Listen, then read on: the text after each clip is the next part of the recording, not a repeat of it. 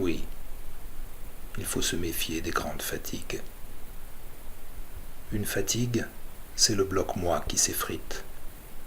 Comprenez-le bien. On arrive ainsi à se perdre l'âme par bribes et morceaux.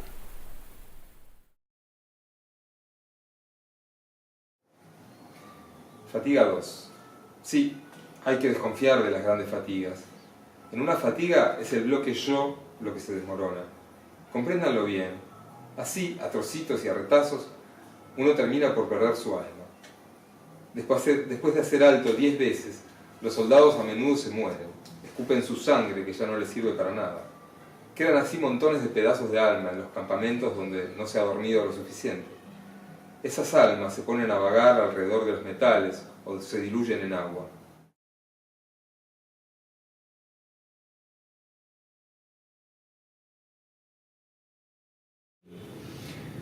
Donc, ça réunit tout pour moi. C'est une réussite. Je pourrais mourir maintenant parce que j'ai déjà fait qui je fus. Qui je fus? Moi, qui je fus? Moi, je suis qui a fait la traduction de Michel. Parfois, les bons complices, on ne voit pas qu'on les a à côté.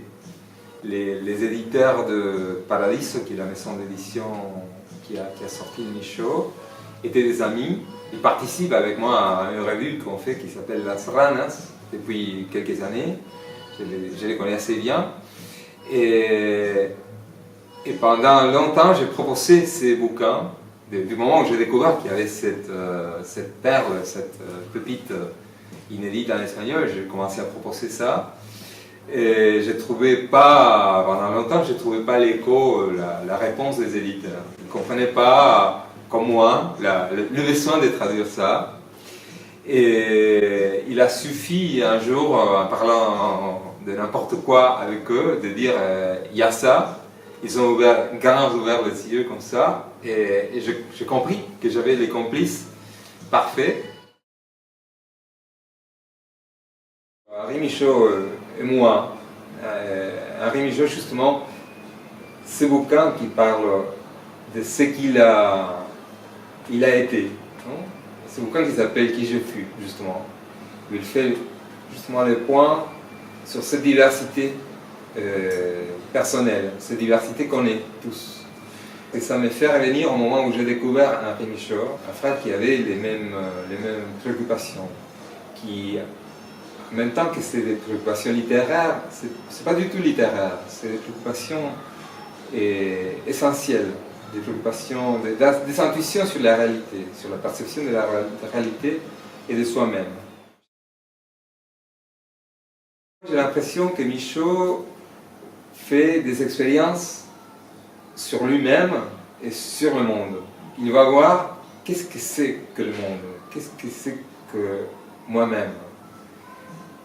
Qu'est-ce qu'on fout là? Et à chaque fois, il va essayer de faire passer, soit lui-même, par exemple par rapport aux expériences avec les drogues, ou ces personnages, comme il y a des personnages, ou au moins une certaine voix poétique, qui va exprimer, qui va expérimenter, une certaine version possible du monde, comme s'il n'y avait pas de règles dans ce monde, comme si ce monde c'était un peu un accident, et ça pourrait parfaitement être autre.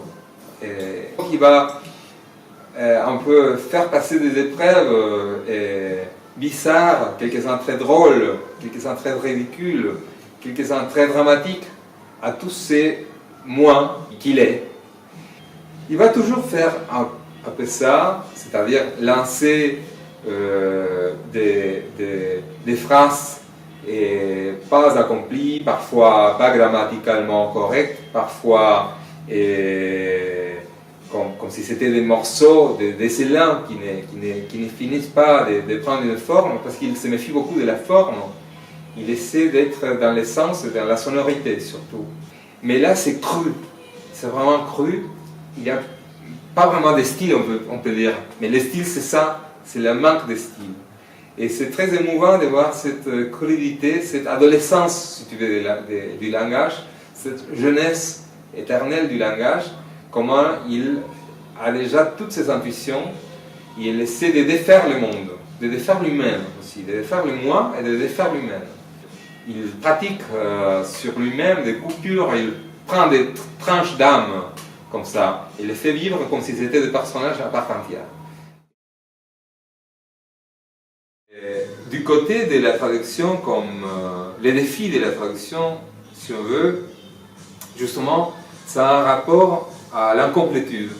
Et on manque, et parfois, très souvent, on manque les clés, quelques clés des phrases, quelques clés du point de vue.